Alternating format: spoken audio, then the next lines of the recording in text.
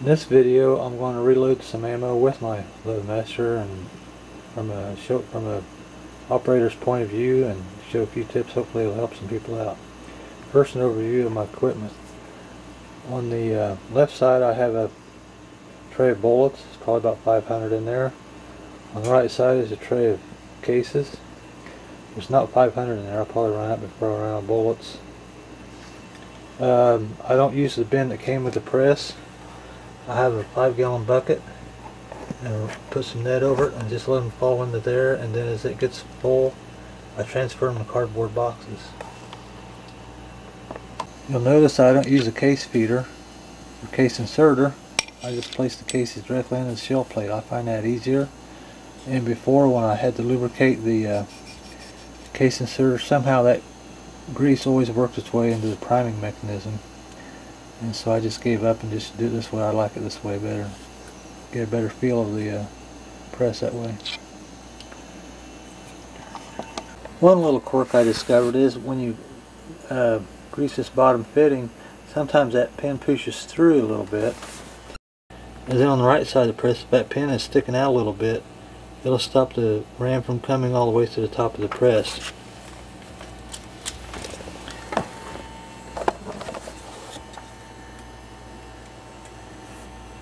It would hit right here, and you still have that much motion left. So if your ram doesn't come to the top of the press all of a sudden, that's the thing to check. Another very important thing is to make sure this nut is tight. I lost my O-ring, so I just flipped the thing over. I use a pair of pliers to snug that up. I don't get it real tight. I don't overdo it.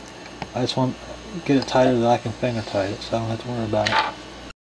Another thing that can happen, that can go wrong, is if something binds up in this priming mechanism, this piece here can jump off of that pin, and then you're not priming, and the slider will get stuck in the middle somewhere, and that's how sliders get crushed. Also, make sure that this black piece here doesn't rub the top of that case retainer, because that can bottleneck things up too. At the top of every stroke, check the depriming pin. Make sure it hasn't been pushed up, because if that happens, then you're not depriming and you're going to run into trouble.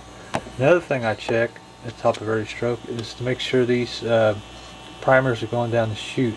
With large primers, I found they tend to get bottlenecked up and they don't drop down, so I just tap it like that. Anytime I stop the press or do anything like this, I always do it at the top of the stroke, because that way nothing can go wrong. You can't double charge, you can't fail the charge, nothing can go wrong, because at the top of the stroke everything's locked in and you don't have to worry about messing anything up.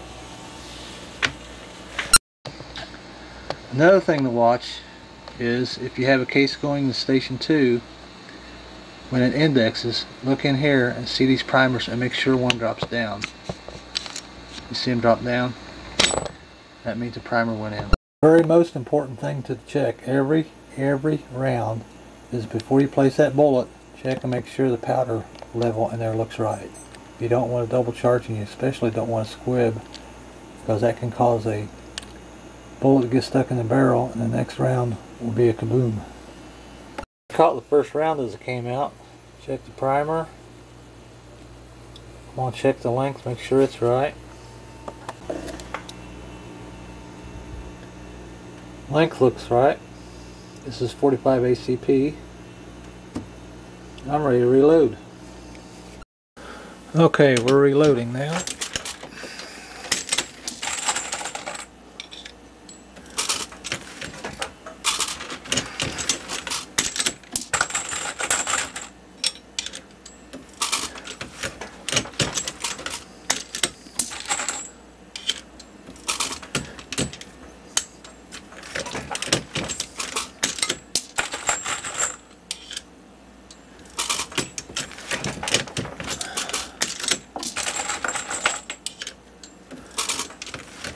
Once in a while I catch one as it comes out and check, make sure everything's fine.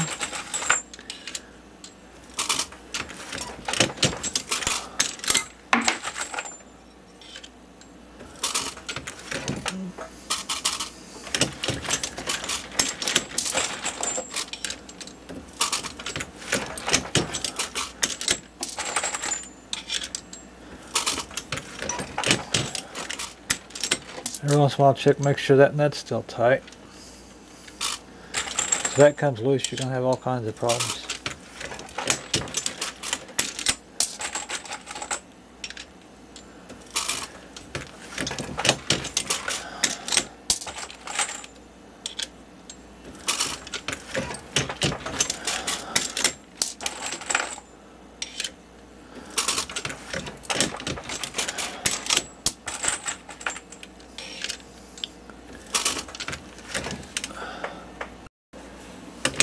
Having a solid mount is only a blessing because you can get a good feel of the press, and make sure that ram goes to the top every time.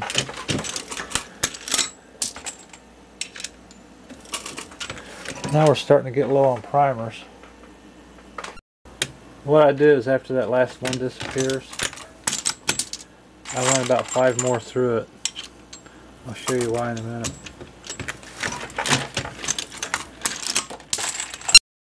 If you don't, there'll be some primers right in here where this piece goes, and then you'll have trouble getting that back in there. Now we'll refill the primer tray. It's pretty easy to do. Take the lid off, open your primers, put the tray on top over the tray, and just flip them over. You have almost all of them in there right. Just flip over the ones that are bad, not in there. Add back the few that fell out.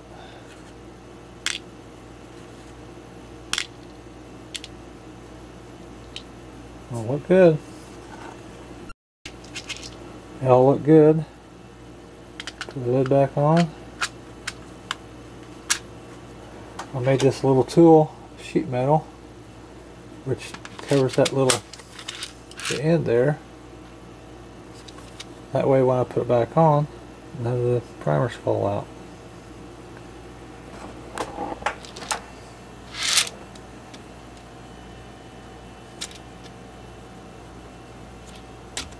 Pop that in there, pull it out, pop it a couple times, I'm ready to go.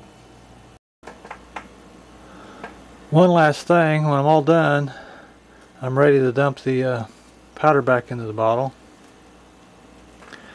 The easiest way to do that is just pop this chain out.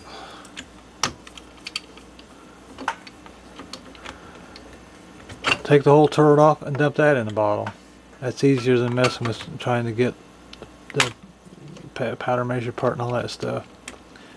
Set the chain back up, have the ram down, have the lever down, pull it tight, lift the ram slightly, pull one bead to that hole, put the ram back down, that holds the chain tight, and feed the chain to the other hole, pull it tight, and you're ready to go. I hope this demonstration helps some people, gives you an idea of just what it's like to actually reload with the Loadmaster, and enjoy reloading. Thanks for watching.